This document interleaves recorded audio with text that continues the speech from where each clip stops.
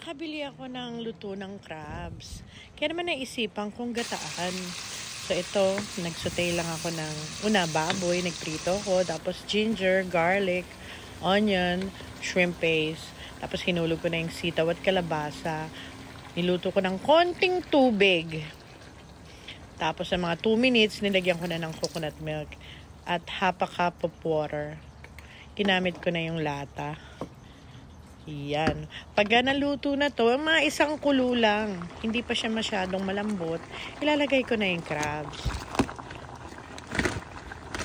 Yeah, hindi ko biniyak. Bala ko sanang biyakin, but sabi ko, huwag na. Kainin na natin ang buo. A little fish sauce for umami flavor.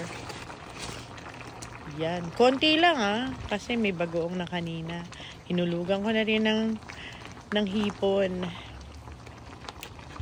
Once luto na yung hipon, pwede na yan.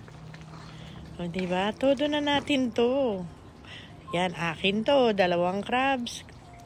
Dalawa agad.